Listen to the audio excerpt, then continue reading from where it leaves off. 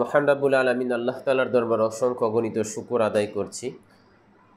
বিশেষ করে এখন যে বিষয়টা সেটা হচ্ছে যে বাংলাদেশের যে বন্যা পরিস্থিতি, আলহামদুলিল্লাহ পানি কমতেছে। এটা বাংলাদেশের মানুষের দোয়া, আল্লাহ তাআলার দয়া মায়া রহমত শতভাগ একটা বিপর্যয়ের ফায়সালা ছিল, যেটার সম্মুখীন বাংলাদেশের মানুষ হয়েছে। বাকি কোনো প্রতিবেশী রাষ্ট্র যদি আমাকে বা আমাদেরকে যদি এইভাবে চাপে রাখতে চায় তাহলে হিতে বিপরীত হবে। কারণ কোনো মানুষের রিজিকের মালিক কোনো রাষ্ট্র না, কোনো মানুষের কর্তৃত্ববাদ যদি চালাতে চায় সেটারও মালিক তারা না। সুতরাং প্রতিবেশী রাষ্ট্রকে আমরা ছাড়তে পারবো না, কিন্তু প্রতিবেশী রাষ্ট্র যদি আমাদের উপর প্রভুর ভূমিকা হিসাবে আসতে চায় তাহলে সেটা আমরা কখনোই মেনে নিব না এবং পাত্তাই দিব না। সুতরাং উভয় দেশের প্রতি উভয়ের আন্তরিকতার ভিত্তিতে চলতে হবে। আমরা তাদের প্রভু না, আর তারাও আমাদের প্রভু না। আমরা তাদের গোলাম না, তারাও আমাদের গোলাম না। সুতরাং এই দৃষ্টিভঙ্গি এখন আওয়াজ সর্বত্র। সুসম্পর্কর ভিত্তিতে প্রতিবেশীর সাথে প্রতিবেশী সুসম্পর্ক থাকবে। সুপ্রিয় দর্শক, যাই হোক, আমরা আমাদের আগে যে সমস্ত ভাইয়েরা আলহামদুলিল্লাহ এই বন্যা কবলিত মানুষের পাশে যেভাবে দাঁড়িয়েছে, আলহামদুলিল্লাহ তার দৃষ্টান্ত বলে শেষ করা যাবে না।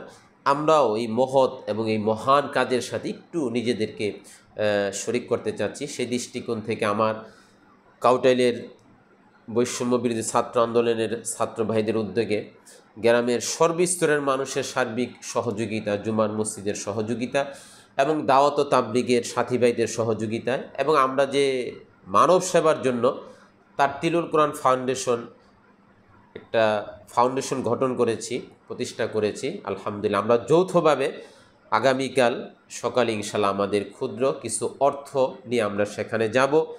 তো সেক্ষেত্রে আপনাদের দোয়া চাচ্ছি, এবং যারা শারীরিকভাবে মানসিকভাবে আপনারা দান করতেছেন, এখনও যদি কেউ শরিক হতে চান, আমাদের প্ল্যান হয়েছে এখন যেহেতু পানি সরে যাচ্ছে ক্যাশ টাকা নিয়ে যাব আমরা, অবস্থা বুঝে আমরা সেখানে সরাসরি তাদের পাশে দাঁড়াবো।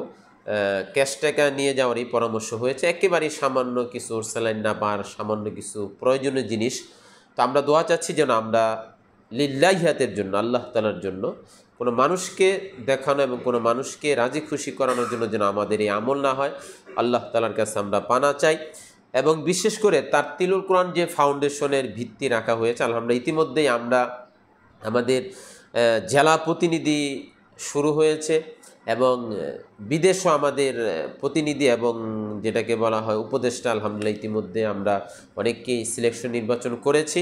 আমরা এই মানব সেবার কর্মটাকে ধরে রাখতে চাচ্ছি। আল্লাহ আমাদেরকে সততার ভিত্তিতে, আমি কথা বলবো, যদি আমাদের মধ্যে সততা থাকে আল্লাহ হেফাজত করুক।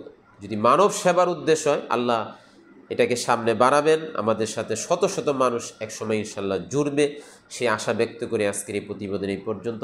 আল্লাহ আমাদের সকলকে অসহায় মানুষের পাশে দাঁড়ানোর তৌফিক দান করুক, আমিন।